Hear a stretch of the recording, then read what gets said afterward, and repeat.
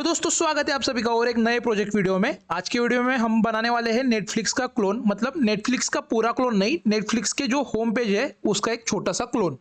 तो चलो आउटपुट कैसा आएगा वो मैं तुम्हें बताता हूँ। सबसे पहले तो ये है हमारा वही नेटफ्लिक्स वाला क्लोन, ये HTML फाइल और ये रही हमारी CSS फाइल। कैसे बनाते हैं वो मैं तुम्हें आगे जाके बताऊँगा। तो चलो सबसे पहले इसे लाइव करते हैं तो तुम्हें थोड़ा सा आइडिया आ जाएगा कि एग्जैक्टली क्या बनने वाला है आउटपुट के अंदर। यहाँ पर देखो हमारे नेटफ्लिक्स की वेबसाइट खुल चुकी है। ये इतनी चीज़ें हैं और इसे कैसे स्केलेबल करेंगे वो भी मैं तुम्हें बताऊंगा। इसे कैसे और आगे बढ़ाएंगे और कैसे स्केलेबल कर सकते हैं वो भी मैं तुम्हें बताऊंगा। यहाँ पर एक चीज़ देखो, यहाँ पर जैसे मैं रिफ्रेश करूंगा उस टाइम पे देखो ये ऊपर से नीचे आ रहा है, थोड़ा सा रियलिस्टिक लुक लग रहा है। इन सब चीज़ें बनाना हम लोग सीखेंगे। तो चलो लेट्स गो, फटाफट से स्टार्ट करेंगे। तो स्क्रैच से शुरू करेंगे। यहाँ पर मैं एक फोल्डर बनाता हूँ जिसका नाम दूंगा मैं नेटफ्लिक्स, और इसे ना मैं अपने VS कोड के अंदर खोल लूँगा। ठीक है, यहाँ पर हमारी फाइल VS कोड के अंदर खुल चुकी है। तो सबसे पहली वाली मैं फाइल बनाऊंगा जिसका नाम है index.html। यहाँ पर मैं बॉयलर प्लेट कोड लिखूंगा और यहाँ पर मैं नेटफ्लिक्स कोलोन और यहाँ पर मैं style.css नाम से एक CSS फाइल बनाता हूँ, styles.css। ठीक है, चलो अभी मैं क्या करूँगा, यहाँ पर थोड़ा जूम कर लेता हूँ। सबसे पहले यहाँ पर मैं लिंक टैग का इस्तेमाल करके HTML की फाइल को CSS के साथ लिंक करूँगा। तो यहाँ पर मैं नाम दे देता हूँ style.css। ठीक है, चलो आगे बढ़ते हैं, शुरू करेंगे अभी बनाने को। तो देखो बॉडी टैग के अंदर सबसे पहले ना मैं क्या करूँगा, एक ना हेडर बना लेता हूँ। सबसे पहले एक हेडर टैग। अभी मैं जो कुछ लिखूंगा वो हेडर टैग के अंदर लिखूंगा हमेशा की तरह। अगर तुम मेरी ये प्रोजेक्ट वाली सीरीज फॉलो कर रहे होगे तो तुम्हें पता होगा कि एग्जैक्टली चीज़ें कैसे काम कर रही हो। तुम इस वीडियो पे पहली बार आए होगे तो थोड़ा सा ध्यान देके देखना। और यहाँ पर अभी क्या करूँगा, हेडर के अंदर मुझे एक लोगो चाहिए तो मैं डॉट लोगो लिखूंगा यहाँ पर। तो उससे क्या होगा, एक डिव मिलेगा और क्लास को ऑटोमेटिक लोगो का नाम दिया होगा। और यहाँ पर ना मैं नेटफ्लिक्स लिखता हूँ, नेटफ्लिक्स। ठीक है, चलो। और अभी देखो मैं इस डिव के बाहर आ चुका हूँ। अब मैं यहाँ पर क्या करूँगा, एक नाव टैग का इस्तेमाल करूँगा और नाव टैग के अंदर आ गया हूँ। अभी मैं इसके अंदर मैं एक UL टैग का इस्तेमाल करूँगा, अनऑर्डर लिस्ट। और अभी इसके अंदर लिखूँगा, सॉरी मैं गलती से बाहर आ गया इससे। अभी इस टैग के अंदर जाके मैं यहाँ पर लिखूँगा LI टैग, और LI टैग के अंदर मैं एक एंकर टैग का इस्तेमाल करूँगा। फिलहाल तो उसे हैश दे दूंगा, इससे कुछ होगा नहीं। और यहाँ पर ना मैं होम लिखूँगा। ठीक है, चलो अब मैं इसके ना 2-4 क्लोन बना लेता हूँ। अगर तुम विंडोज इस्तेमाल कर रहे होगे तो Alt Shift और डाउन एरो दबाओ, ऑटोमेटिकली कॉपी हो जाएंगे ऊपर वाली लाइन। और यहाँ पर मैं लिखता हूँ TV शोज, और यहाँ पर लिखूंगा मूवीज, यहाँ पर लिखूंगा न्यू एंड पॉपुलर, और इसके बाद लिखेंगे माई लिस्ट। चलो अभी आउटपुट देखेंगे। गो लाइव कर देता हूँ यहाँ से मैं। तो ये देखो कुछ इस तरह से हमारा आउटपुट आ रहा है। तो चलो आगे बढ़ेंगे धीरे धीरे। अभी देखो मैं क्या करूँगा, अभी मैं इस हेडर टैग जो था मेरा, ये हेडर टैग मैंने बनाया था, इसके बाहर आ जाऊंगा। ठीक है, अभी यहाँ पर मैंने एक सिलेक्शन टैग इस्तेमाल करूंगा, सिलेक्शन टैग का। और इस सिलेक्शन टैग को ना सबसे पहले एक क्लास दे देता हूँ, क्लास। और इस क्लास को नाम दूंगा मैं, मेरे हिसाब से दिया है, तुम कुछ भी दे सकते हो अपने हिसाब से। और ना यहाँ पर मैं एक डिव बनाता हूँ जिसे मैं नाम दूंगा हीरो डैश कंटेनर। ठीक है, यहाँ पर इंटर करता हूँ। अभी देखो मैं सिलेक्शन टैग के अंदर हूँ, इसके अंदर मैंने एक डिव बना लिया है। अभी मैं फिलहाल डिव के अंदर चला जाऊंगा। अभी मैं डिव के अंदर हूँ और डिव के अंदर मैं एक H1 टैग लूंगा यहाँ पर, और इसके अंदर कुछ टेक्स्ट लिखूंगा जैसे कि unlimited movies TV shows and more. और एक पैराग्राफ टैग का इस्तेमाल करूंगा और इसके अंदर लिखूंगा match anywhere cancel any time. और यहाँ पर एक एंकर टैग का इस्तेमाल करूंगा। और ना एग्जैक्टली मुझे यहाँ पर एक बटन चाहिए, तो मैं क्या करूंगा, यहाँ पर इसे यहाँ पर हैश दूंगा पहले तो, और इस एंकर टैग को एक क्लास दूंगा, CLASS क्लास, और इस क्लास को नाम दूंगा BTN, मतलब बटन इन शॉर्ट। और इस बटन को यहाँ पर बटन के अंदर लिखूंगा यहाँ पर गेट स्टार्टेड। ठीक है, चलो देखते हैं आउटपुट कैसा आ रहा है। ठीक है, देखो कुछ इस तरह से हमारा आउटपुट आ रहा है। चलो अभी मैं क्या करूंगा, यहाँ पर देखो, अभी मैं यहाँ पर क्या करता हूँ, इस सिलेक्शन टैग के बाहर आ जाता हूँ और यहाँ पर ना एक नया टैग बनाऊंगा वापस से, एक सिलेक्शन से, मतलब सिलेक्शन नाम से। और इसे वापस से ना एक क्लास दूंगा और उस क्लास को ना नाम दूंगा मैं गैलरी।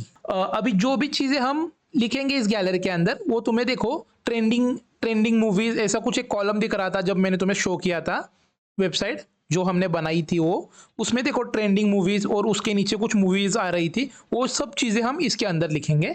तो यहाँ पर मैंने एक H2 टैग ले लेता हूँ सबसे पहले और यहाँ पर लिखूंगा ट्रेंडिंग नाउ। और ना अभी क्या करेंगे, एक ड्यू बना लेता हूँ जिसे मैं नाम दूंगा, ठीक है, आइटम, ठीक है।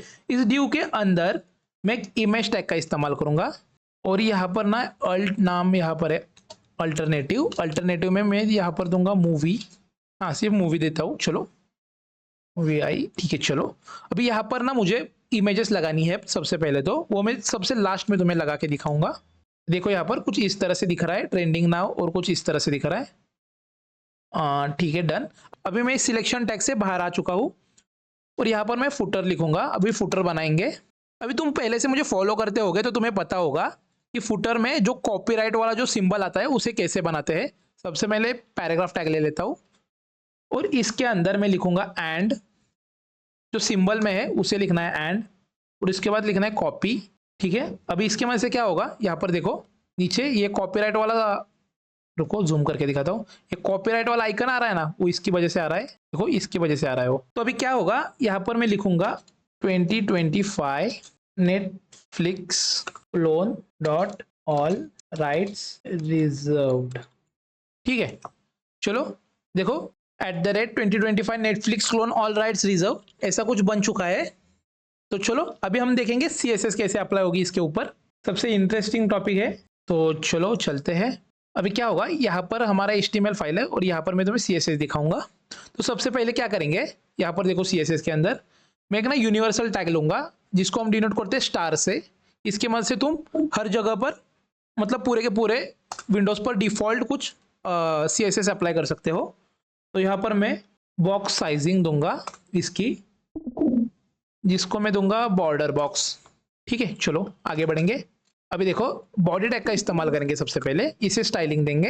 ये जो हमारा बॉडी टैग है इसके अंदर पूरा का पूरा HTML का कोड आता है, एक ध्यान में रखो। अभी इस मेन टैग को हम स्टाइलिंग देंगे। तो यहाँ पर मैं क्या करूंगा, एक तो फॉन्ट फैमिली है इसकी, इससे मैं ना एरियल, हमेशा मेरा फेवरेट है एरियल, यही रखूंगा फॉन्ट फैमिली। और उसके बाद रखेंगे मार्जिन इसका, और मार्जिन रखेंगे 0, ठीक है। चलो मार्जिन 0, और इसका जो कलर है आई थिंक ना मैं उसे वाइट ही रखूंगा, ठीक है। चलो वाइट ही रखते हैं। और यहाँ पर बैकग्राउंड जो कलर है इसका, उसे ना मैं कुछ, मेरे पास एक कोड है वो अप्लाई करूंगा। बॉडी के बाद अभी नेक्स्ट किसे हम स्टाइलिंग देंगे, चलो यहाँ पर देखेंगे।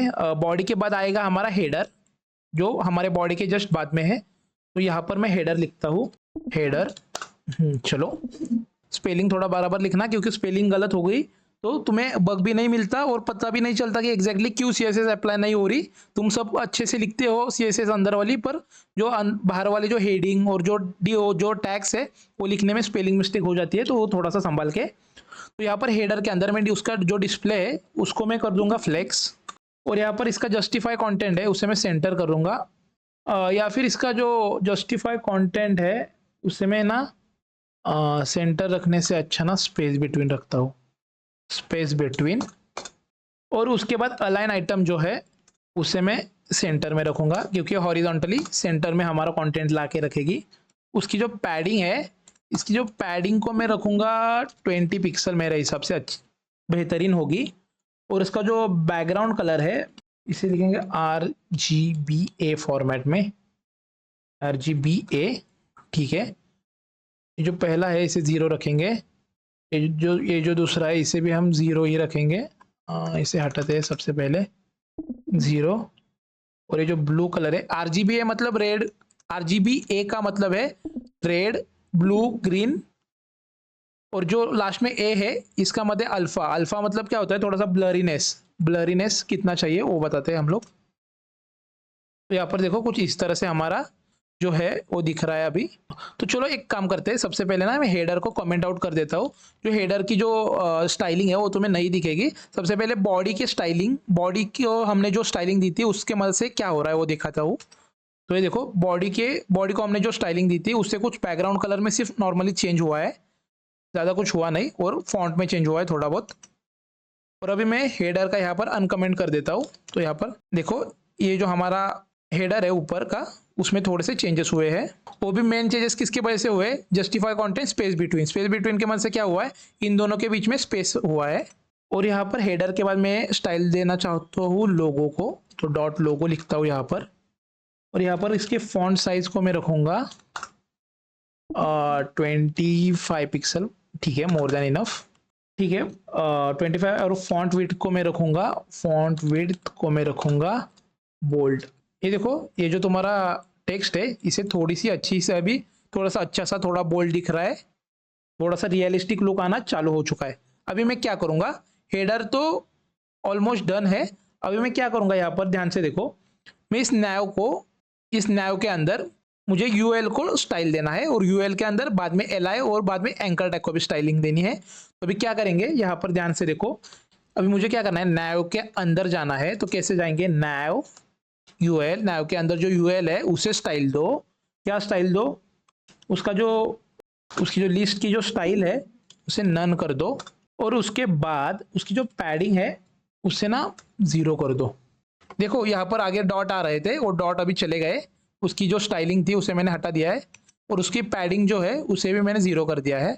अभी तुम्हें ऐसे नहीं दिखेगा क्योंकि इसके ऊपर मैंने बॉर्डर नहीं दी, इसलिए तुम्हें ऐसे नहीं दिखेगा वो, बट तुम लगाना, तुम बनाते समय डेफिनेटली लगाना।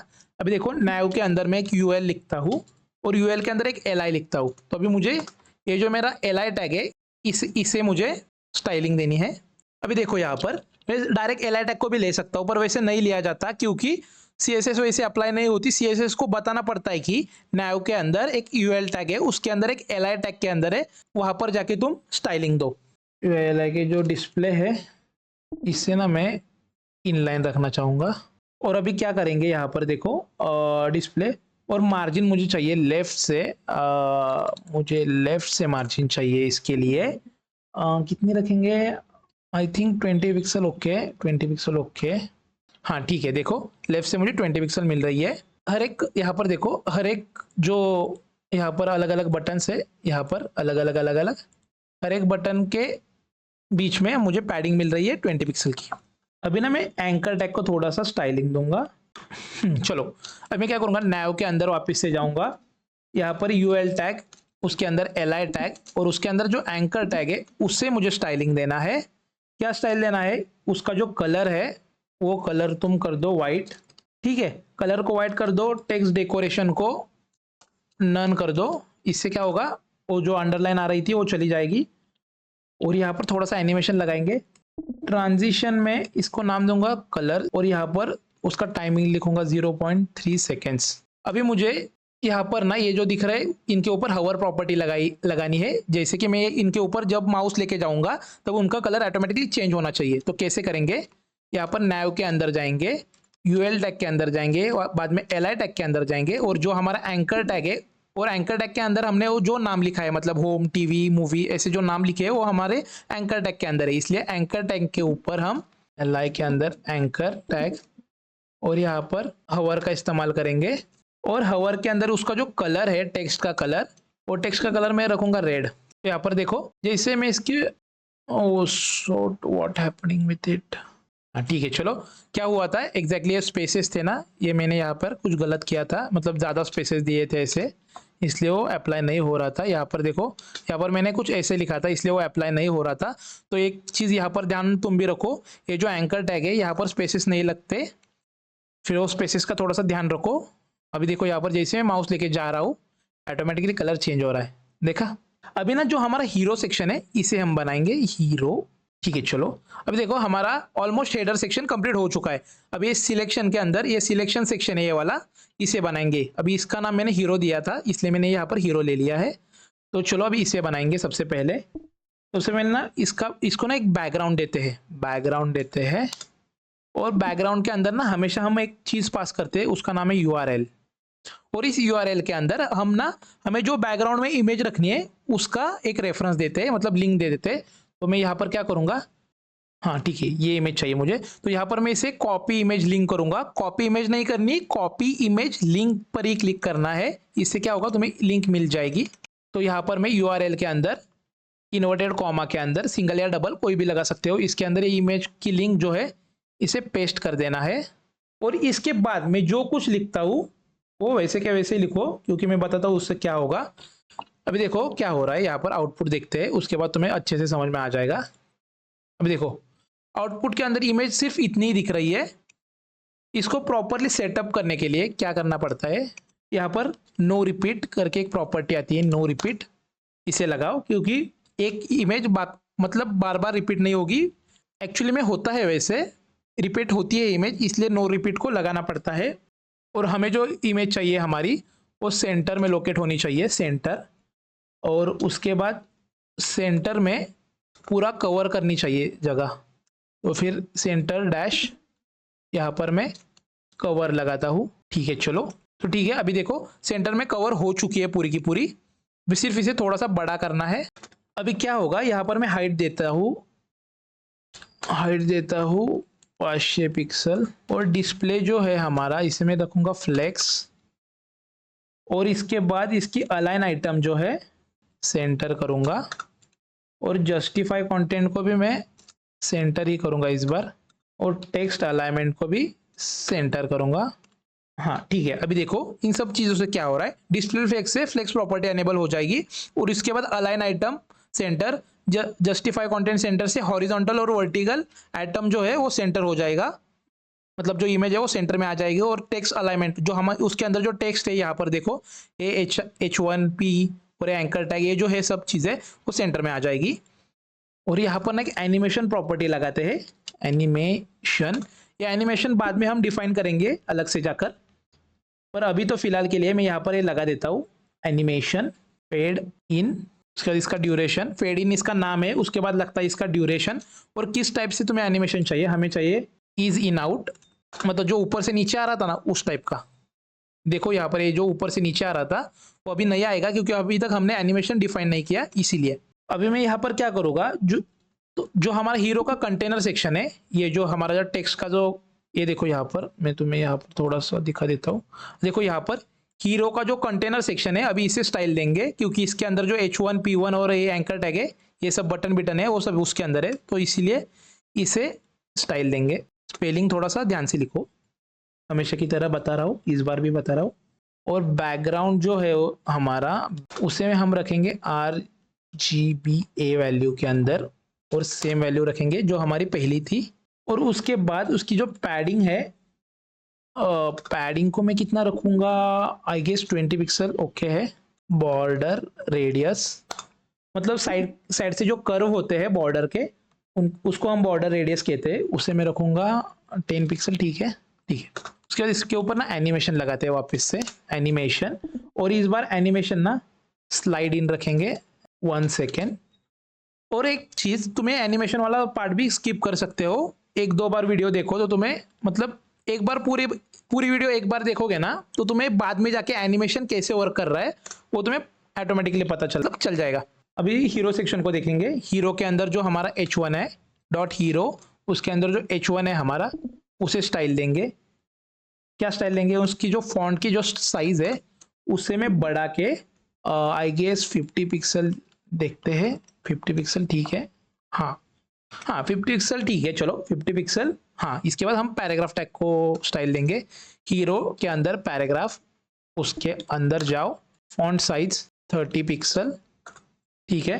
फॉन्ट साइज को 30 पिक्सल, और उसकी जो मार्जिन है, इस बार इसकी मार्जिन सेट करने वाले हम लोग, मार्जिन सेट करेंगे हम 20 पिक्सल, और यहाँ पर 0, ठीक है। नहीं दिया तो भी चलेगा, पर मुझे आदत से मजबूर, कोई बात नहीं, ठीक है। BTN यहाँ पर अभी हमें क्या करना है, इस बटन को, एंकर टैग के अंदर जो बटन है इसे स्टाइल देनी है। वे सिंगल ही बटन है हमारे पूरे वेबसाइट के अंदर, इसलिए डायरेक्ट मैं BTN ले रहा हूँ। तो अभी क्या करेंगे इस BTN के ऊपर, इसका जो सबसे पहले बैकग्राउंड कलर है इसे मैं रेड करूंगा, प्रॉपरली हार्ड कोटेड रेड। और उसके अंदर जो उसका टेक्स्ट का जो कलर, उसे मैं रखूंगा व्हाइट। और उसके बाद उसकी पैडिंग जो है, पैडिंग राइट मतलब ऊपर और साइड और ऊपर से, हॉरिजॉन्टल और वर्टिकली में उसकी पैडिंग को जो है वो रखूंगा 10 पिक्सल 20 पिक्सल। टेक्स्ट डेकोरेशन को मैं रखूंगा यहाँ पर, क्या रखते हैं टेक्स्ट डेकोरेशन को, नन, क्योंकि हमें वो जो अंडरलाइन आती है वो नहीं चाहिए, कोई बात नहीं। मैंने ना बॉर्डर रेडियस दे देता हूँ इसे, बॉर्डर रेडियस। बॉर्डर रेडियस क्या करेंगे हम लोग, 5 पिक्सल रखेंगे, 5 पिक्सल। देखते हैं, ठीक है, इतना बटन अच्छा लग रहा है। बॉर्डर रेडियस 5 पिक्सल के ऊपर में ट्रांजिशन एक प्रॉपर्टी आती है, वो लगाता हूँ। यहाँ पर मैं ट्रांजिशन के अंदर बैकग्राउंड कलर 0.3 सेकेंड्स, ठीक है। चलो, ट्रांजिशन कुछ दे दी है मैंने, तुम्हें नहीं देनी तो तुम नहीं मतलब नहीं दिया तो भी चलेगा। सिर्फ मैं जितना हो सके उतना अच्छा दिखाने के लिए यहाँ पर सब एनिमेशन और ट्रांजिशन लगा रहा हूँ। पर एग्जैक्टली कोड कैसे वर्क कर रहा है, कौन सी चीज़ों से क्या क्या क्या चीज़ें हो रही है, उन पे ज़्यादा ध्यान दो अभी तो फिलहाल। तो चलो अभी यहाँ पर देखो, हमारे बटन का तक तो मतलब CSS देखिए हो चुका है। और अभी क्या करेंगे, उस बटन के ऊपर एक चीज़ रह गई मेरे से। इस बटन के ऊपर ना एक हवर प्रॉपर्टी का इस्तेमाल करने वाला हूँ मैं। क्या हवर होना चाहिए, उसका जो बैकग्राउंड कलर जो है वो रेड नहीं, हाँ रेड ही रखो, पहले से तो रेड ही है। चलो यहाँ पर इसका जो बैकग्राउंड कलर है थोड़ा सा रेड में, थोड़ा सा में यहाँ पर कुछ इतना रेड रखेंगे। और ये जो रेड है हमारा इस वाला, वो पूरा का पूरा रेड होगा। तो यहाँ पर देखो कुछ इस तरह से रेड दिख रहा है अभी। और जैसे मैं यहाँ पर माउस लेके आ रहा हूँ तो यहाँ पर एकदम डार्क रेड हो रहा है, अभी लाइट रेड है, यहाँ पर डार्क रेड हो रहा है। वो इस हवर प्रॉपर्टी की वजह से हो रहा है। अभी आगे बढ़ते मेन सेक्शन पे आते हैं, जो हमारा मेन सेक्शन है सबसे, हमारा ये गैलरी वाला सेक्शन। तो यहाँ पर मैं क्या करूँगा, अभी देखो, सबसे पहले डॉट, और इस गैलरी को मैं पैडिंग दूंगा। पैडिंग कितनी देंगे, 20 पिक्सल, ठीक है 20 पिक्सल, ठीक है, more than enough I think. Dot gallery हो गई। अभी क्या करेंगे, गैलरी के अंदर जो हमारा H2 है ये वाला सेक्शन, इसे हम अभी स्टाइल देंगे। तो अभी यहाँ पर क्या होगा, डॉट गैलरी और यहाँ पर H2, और इस H2 के अंदर हम मार्जिन सेट करेंगे। मार्जिन कितना देंगे, यहाँ पर भी मैं 20 पिक्सल ही रखता हूँ। यहाँ पर मुझे एक चीज़ अभी रियलाइज हुई है CSS देते समय, ये जो चीज़ें हैं सब कुछ, इनको ना, ये जो सब चीज़ें हैं यहाँ पर, जो मैंने यहाँ पर इमेज टैग लगाए हैं, इन्हें मुझे एक डिव के अंदर रैप करना पड़ेगा, मतलब इन्हें एक डिव के अंदर रखना पड़ेगा। तो यहाँ पर मैं एक डिव बनाता हूँ गैलरी ग्रिड करके, ठीक है, गैलरी ग्रिड। और उसके अंदर मैं यहाँ पर कुछ इस तरह से लिखूंगा। इसके में से जो रेक्टेंगल आते हैं ना इमेज के ऊपर, मतलब जो हम इमेज शो करने वाले हैं उसके पीछे जो रेक्टेंगल आएंगे वो इसकी मदद से आएंगे।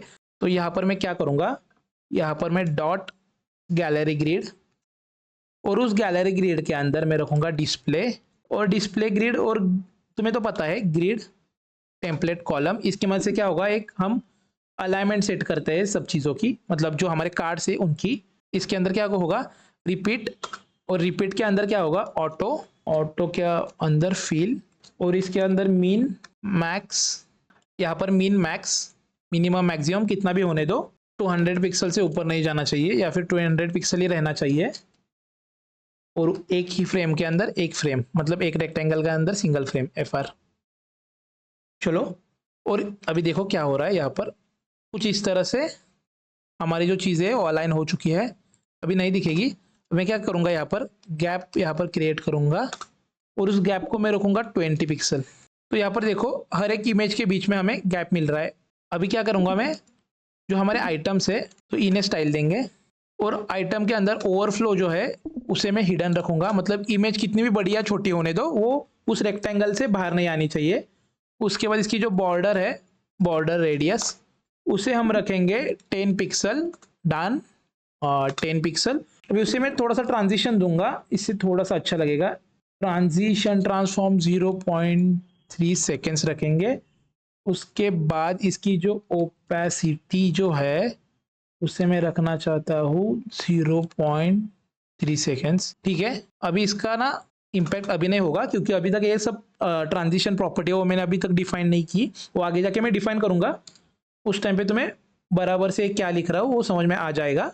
अभी हम क्या करेंगे, आइटम के बाद जो आइटम के अंदर जो इमेजेस है, यहाँ पर देखो इस आइटम के अंदर जो ये इमेजेस टैग है, इमेज टैग है, इसको ट्रिगर करके CSS देंगे। तो इसको कैसे ट्रिगर करेंगे, सबसे पहले हम लिखेंगे आइटम, और आइटम के अंदर लिखेंगे इमेज, IMG इमेज, और इमेज के अंदर लिखेंगे मैक्स विड्थ। मैक्स विड्थ रखेंगे इसकी कितनी रखेंगे, 100% रखते हैं, चलो 100% के बाद क्या करेंगे, उसकी जो बॉर्डर की जो रेडियस है उसे ना मैं I think 10 more than enough, ठीक है 10। और उसके बाद इसकी जो डिस्प्ले है इसको मैं ना ब्लॉक कर देता हूँ। अभी देखो सब कुछ बैकग्राउंड और सब कुछ कलर भी ब्लैक है, इसलिए तुम्हें अच्छे से दिख नहीं रहा। जब मैं इमेज यहाँ पर HTML के अंदर इमेज को इंसर्ट करूंगा उस टाइम पे तुम्हें सब कुछ ये फर्क दिखने लगेगा। अब यहाँ पर मैं लिखूंगा आइटम, आइटम के ऊपर हावर करेंगे अभी, हाँ, और आइटम के ऊपर हवर करेंगे और उसके बाद ट्रांसफॉर्म करेंगे इसे। ट्रांसफॉर्म एक स्केल कर दो इसे, कितना स्केल होना चाहिए 1.05 नहीं, और उसकी जो ओपेसिटी है उसे हम रखेंगे 1 नहीं, 1 से थोड़ा सा कम ही रखते हैं, 0.8 रखेंगे। चलो अभी तो तुम्हें कुछ नहीं दिखने वाला, वैसे भी दिखा के कुछ फायदा नहीं है हवर। तो चलो अभी सबसे हो गया लास्ट। अभी देखो यहाँ पर फुटर सेक्शन आएगा। फुटर सेक्शन के अंदर क्या करेंगे, फुटर की जो टेक्स्ट की जो अलाइनमेंट है इसे मैं सेंटर कर देता हूँ, और उसके बाद इसकी जो पैडिंग है वो पैडिंग है उससे मैं रखूँगा 20 पिक्सल, 20 पिक्सल ठीक है। और एक मेन चीज़ मैं भूल गया, इसका जो बैकग्राउंड कलर है इसे ना मैं RG, हाँ ये रखूँगा, हमारा जो एकदम ओल्ड वाला है उसे ही रखूँगा। तो चलो अभी एनिमेशन पार्ट करेंगे। तो यहाँ पर ना मैं, ठीक है यहाँ पर कमेंट कर दिया है, मतलब इस यहाँ से नीचे एनिमेशन पार्ट होगा। तो सबसे पहले देखो, तुम्हें याद होगा तो हमने पहले सबसे पहले एनिमेशन कहाँ पर लगाया था, देखो यहाँ पर, देखो यहाँ पर स्लाइड इन, और इसके ऊपर भी एक देखो यहाँ पर एनिमेशन।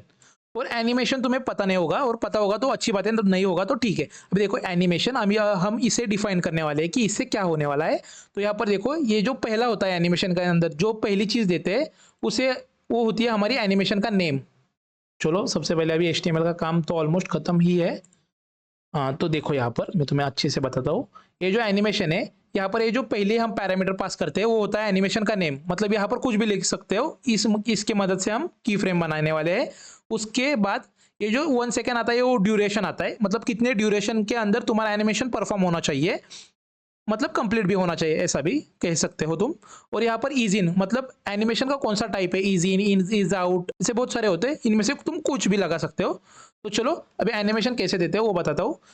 एनिमेशन देने के लिए सबसे पहले यहाँ पर @ की फ्रेम का इस्तेमाल करेंगे, और यहाँ पर देखो ऑटो कंप्लीट की मदद से मुझे कुछ चीज़ें यहाँ पर पहले से ही कंप्लीट करके मिल चुकी है। तो यहाँ पर मैं लिखूंगा फेड इन। अभी यहाँ पर कर्ली ब्रैकेट लगाएंगे और ये हटा देता हूँ, और मैं तुम्हें एकदम रॉ से बताता हूँ। चलो की फ्रेम के बाद तुम फेड इन नाम से, तुम्हारा जो एनिमेशन का नाम है उसका नाम यहाँ पर देते हैं हम लोग फेड इन। अभी ऊपर हमने फेड इन दिया था इसलिए यहाँ पर भी मैंने फेड इन दे दिया है, क्योंकि उससे वो आइडेंटिफाई हो सके कि इस एनिमेशन का ये नाम है, वो या फिर इस एनिमेशन का जो आगे की प्रोसेस होगी वो इस नाम से बिलोंग करेगी। तो यहाँ पर देखो सबसे पहले हम लिखेंगे यहाँ पर फ्रॉम, मतलब यहाँ से शुरू होगा हमारा एनिमेशन फ्रॉम, और शुरू होते समय क्या होगा, ओपेसिटी उसकी होगी वो 0 होगी, और ख़त्म हो जाएगा वहाँ पर हम लिखेंगे 2, और 2 के यहाँ पर जब ख़त्म होगा तब उसकी ओपेसिटी जो होगी वो होगी हमारी 1। ठीक है चलो इतना ही रखेंगे। अभी बाहर आते हैं, वापिस से और एक एनिमेशन बनाते हैं, क्योंकि और एक बार हमने एनिमेशन बनाया था तुम्हें याद होगा तो। की फ्रेम ये सब हटा देता हूँ मैं, यहाँ पर @ की फ्रेम हमेशा की तरह ये लगाना ही है तुम्हें। और इसके बाद हम लिखेंगे हमारे एनिमेशन का नेम, जो मैंने लिखा था सबसे पहले स्लाइड। रुको एक बार चेक कर लेता हूँ क्या लिखा था, मुझे याद नहीं आ रहा, स्लाइड से ही कुछ, स्लाइड इन, ये देखो यहाँ पर स्लाइड इन, यहाँ पर भी एक एनिमेशन दिया था मैंने स्लाइड इन, यहाँ पर से कॉपी कर लेता हूँ और यहाँ पर पेस्ट कर देता हूँ। अभी यहाँ पर कर्ली ब्रैकेट के अंदर फ्रॉम लिखेंगे, FROM फ्रॉम, और फ्रॉम के अंदर ये मतलब फ्रॉम के अंदर किस टाइप से मुझे एनिमेशन चाहिए वो लिखेंगे। यहाँ पर मैं लिखूंगा ट्रांसफॉर्म ट्रांसलेट, मुझे ट्रांसलेट चाहिए मुझे y एक्सिस के, यहाँ से कितना चाहिए मुझे -20 पिक्सल। ठीक है चलो -20, और उसकी ओपेसिटी जो है उसे अभी फिलहाल 0 रखो। स्टार्टिंग में तो ये चाहिए और एंडिंग में डायरेक्ट मुझे चाहिए 2, और वापस से मुझे इसकी प्रॉपर्टी जो है ट्रांसफॉर्म ट्रांसलेट जो है वो y होनी चाहिए, और ट्रांसलेट नॉर्मल कर दो 0, मतलब नॉर्मल पोजीशन पर, और उसकी जो ओपेसिटी है उसे 1 कर दो। तो देखो एनिमेशन हमारा आ रहा है, देखा, ये देखो कैसे इमेज ऊपर से नीचे आ रही है, ये हमारा पॉपअप आ रहा है। ठीक है हमारी अभी तो फिलहाल वेबसाइट बन चुकी है, ऑलमोस्ट बन चुकी है।